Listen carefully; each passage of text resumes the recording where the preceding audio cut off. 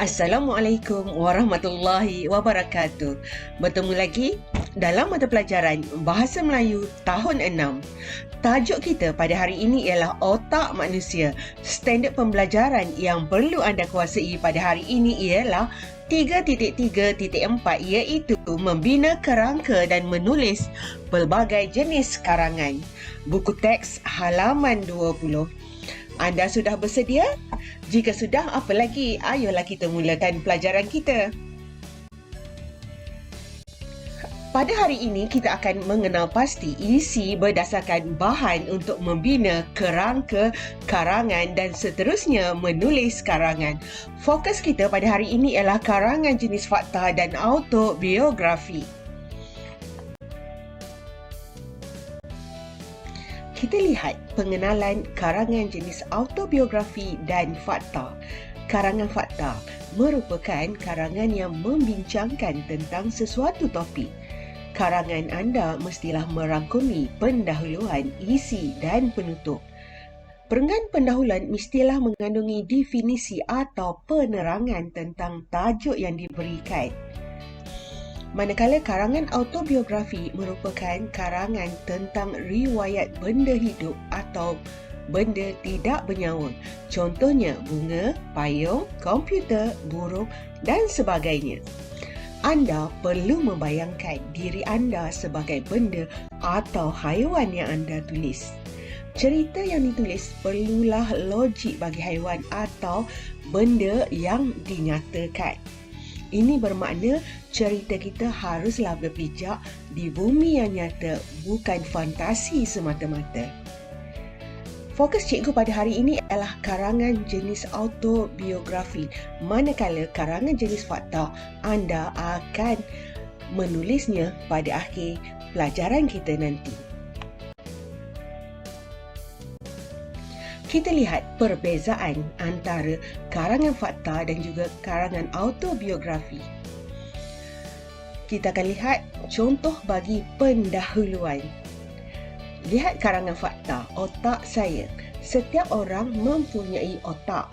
Otak terletak di dalam kepala kita. Manakala karangan autobiografi, aku sebagai otak manusia. Aku otak manusia, aku terletak di dalam kepala. Perbezaan di sini ialah apabila kita menulis karangan fakta, kita menulis tentang otak tersebut. Apa fakta-fakta mengenai otak? Manakala karangan autobiografi ini ialah kita bayangkan diri kita sebagai otak manusia.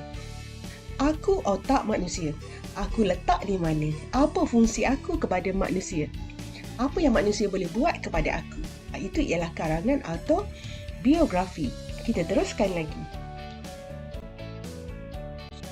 Kerangka karangan. Kerangka kita tulis ataupun kita bina sebelum kita menulis sesuatu karangan. Kerangka ini haruslah ringkas dan padat yang menceritakan keseluruhan karangan yang akan kita tulis. Kita lihat pada halaman 20, terdapat gambar dan tentang fungsi otak dan satu lagi ialah tentang cara mencerdaskan otak. Kita lihat yang pertama, fungsi otak. Telah diberikan yang pertama, berfikir, membuat kesimpulan. Yang kedua, kita tulis sajalah berdasarkan apa yang kita lihat. Berjoging, berjalan. Dan yang ketiga, merasa, menghidup dan juga mendengar. Dan seterusnya kita lihat pula cara mencerdaskan otak. Yang pertama, gambar apa? Bersenam. Yang kedua, makan makanan seimbang. Kalau anda tulis makan pun tidak mengapa. Dan yang ketiga ialah tidur. Inilah kerangka, ringkas sahaja, padat sahaja. Boleh, kita teruskan lagi ya. Pada hari ini, cikgu akan menerangkan cara untuk kita menulis karangan jenis autobiografi. Cikgu nak anda dengar elok-elok apa yang cikgu terangkan supaya anda faham apakah itu karangan autobiografi dan cara kita menulis karangan autobiografi. Yang pertama, kita lihat pendahuluan. Telah diberikan dalam buku teks anda sebahagian daripada pendahuluan untuk aku sebagai otak manusia, iaitu aku otak manusia, aku terletak di dalam kepala. Aku tu siapa? Aku itu ialah otak. Dan anda harus menyambung ayat yang seterusnya. Cukuplah anda tambah satu ayat sahaja lagi. Sebagaimana yang telah cikgu lengkapkan, aku otak manusia, aku terletak di dalam kepala, aku sangat berguna kepada manusia. Cukup untuk pendahuluan, ringkas dan mudah difahami. Seterusnya kita akan lihat perenggan yang kedua dan seterusnya. Sekarang kita lihat gambar-gambar tentang fungsi otak. Sebagaimana yang telah kita bincangkan sebentar tadi, gambar yang pertama ialah berfikir, membuat keputusan. Gambar yang kedua, berlari, berjalan. Gambar yang ketiga, merasa, menghidu dan mendengar. Seterusnya, kita akan bina ayat berdasarkan ketiga-tiga gambar yang diberikan. Ayo saksikan ayat-ayat yang telah cikgu sediakan. Ayat untuk gambar yang pertama ialah, aku berfungsi untuk berfikir dan membuat kesimpulan tentang sesuatu perkara. Gambar yang kedua, aku mampu mengawal setiap pergerakan manusia seperti berlari dan berjalan. Manakala ayat untuk gambar yang ketiga ialah, aku juga berfungsi untuk merasa kesedapan sesuatu makanan. Selain itu, pelbagai jenis bau yang aku hidu setiap hari seperti bau wangi dan busuk. Aku juga dapat mendengar bermacam-macam bunyi seperti muzik, guruh dan percakapan. Berdasarkan fungsi otak dan gambar yang diberikan, hari ini cikgu nak pisahkan ketiga-tiga gambar ini menjadi dua perenggan. Gambar yang pertama dan yang kedua cikgu akan gabungkan, manakala gambar yang ketiga kita akan asingkan sebagai perenggan yang ketiga. Kenapa? Ayo cikgu terangkan. Sebagaimana yang telah cikgu terangkan sebentar tadi, gambar yang pertama dan kedua cikgu akan gabungkan. Sekarang cikgu akan terangkan mengapa kita gabungkan gambar ini. Kita lihat dulu ayat yang telah cikgu nyatakan. Aku mempunyai beberapa fungsi kepada manusia. Antaranya, aku berfungsi untuk berfikir dan membuat kesimpulan tentang sesuatu perkara. Aku mampu mengawal setiap pergerakan manusia seperti berlari dan berjalan. Anda harus tahu, apabila kita menulis perenggan, haruslah mempunyai idea ataupun isi, diikuti dengan huraian dan juga contoh. Barulah perenggan anda akan menjadi sempurna. Kita lihat dalam perenggan yang kedua ini, mana satukah idea? Ideanya ialah, aku berfungsi untuk berfikir dan membuat kesimpulan tentang sesuatu perkara. Itu ialah idea ataupun isi yang ingin disampaikan. Manakala huraiannya ialah, aku mampu mengawal setiap pergerakan manusia. Itu ialah huraian. Manakala contoh ialah seperti berlari dan berjalan. Jadi lengkap. Perenggan anda ada idea, ada huraian dan ada contoh. Faham? Bagus. Kita teruskan dengan perenggan yang ketiga. Perenggan yang ketiga, kita gabungkan ketiga-tiga ayat ini menjadi satu perenggan. Aku juga berfungsi untuk merasa kesedapan sesuatu makanan. Ideanya ialah fungsi, masih lagi fungsi otak. Huraiannya, merasa kesedapan sesuatu makanan. Huraian yang seterusnya ialah pelbagai jenis bau aku hidu. Dan huraian yang seterusnya ialah dapat mendengar bermacam-macam bunyi. Manakala contoh yang diberikan ialah bau wangi, busuk, muzik, guruh dan percakapan. Faham? Bagus. Kita teruskan dengan perenggan yang seterusnya.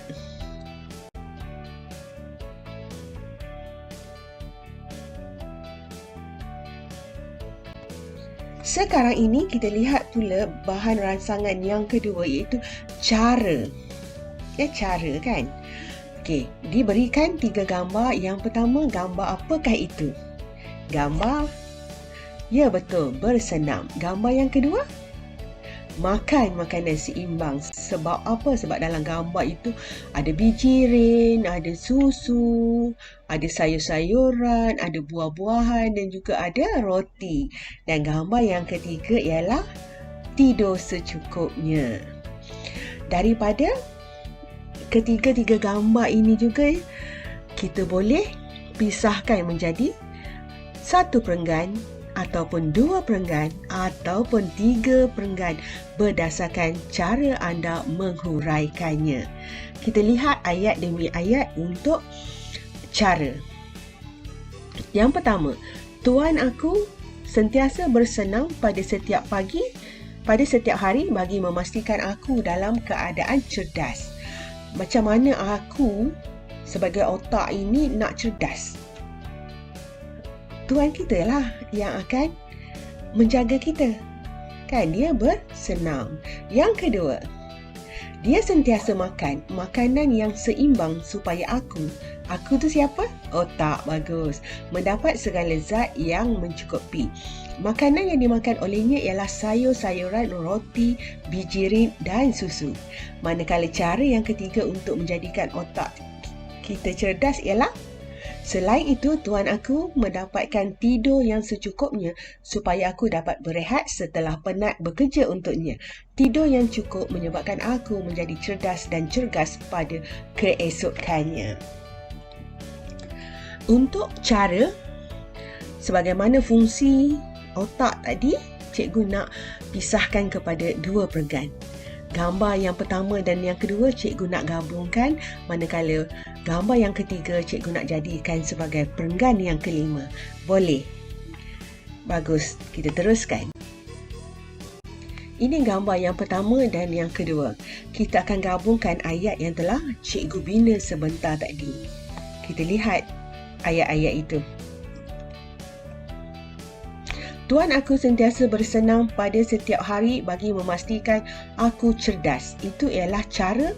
Caranya macam mana? Caranya ialah bersenam. Dan cara yang kedua ialah makan makanan seimbang. Huraian bagi memastikan aku dalam keadaan cergas. Dan supaya aku mendapat segala zat yang mencukupi. Manakala contoh yang diberikan ialah sayur-sayuran, roti, bijirin dan susu. Lengkap. Ada idea, iaitu cara, ada huraiannya dan ada contoh yang diberikan. Kita lihat perenggan yang kelima. Perenggan yang kelima ialah tidur secukupnya. Kita lihat ayat yang telah cikgu bina sebentar tadi. Selain itu, tuan aku tidur secukupnya. Itu ialah idea. Supaya aku dapat berehat setelah penat bekerja untuk dirinya.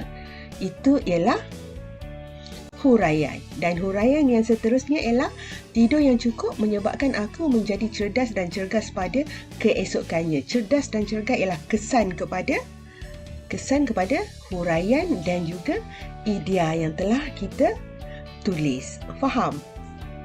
Jadi lengkap dah 5 perenggan. Sekarang kita lihat pula penutup untuk aku sebagai otak manusia. Penutup kita boleh reka sendiri. Kesimpulannya, aku dijaga dengan begitu baik oleh tuan aku. Aku sangat gembira kerana sentiasa sihat dan terus berbakti kepada tuan aku. Penutup haruslah kita menyatakan perasaan kita dan sesuatu yang baik. Kita jangan tulis penutup sesuatu yang tidak baik. Faham? Jadi lengkaplah karangan autobiografi, iaitu aku sebagai otak manusia. Inilah karangan yang telah lengkap kita tulis sebentar tadi. Ya, cikgu telah jadikan sebagai 6 perenggan yang lengkap sebagaimana yang tertera pada skrin anda. Tugas anda sekarang ialah menyalin semula karangan aku sebagai otak manusia dalam buku penulisan anda. Tulis tajuk di atas contoh karangan autobiografi. Okey, kita teruskan. Tugasan anda, salin karangan autobiografi dalam buku penulisan cikgu telah terangkan sebentar tadi. Kita lihat tugasan anda yang kedua. Tulis sebuah karangan fakta yang bertajuk Otak Manusia. Anda telah pun diberi pendedahan, telah diberikan penerangan tentang karangan autobiografi. Sekarang ini, anda pula menulis karangan fakta Otak Manusia. Boleh ambil maklumat daripada karangan yang telah kita bincangkan sebentar tadi. Tak faham lagi? Okey, ayo kita lihat. Ini ialah karangan autobiografi yang telah kita terangkan, bincangkan sebentar tadi. Daripada karangan autobiografi, kita nak tukar menjadi karangan fakta.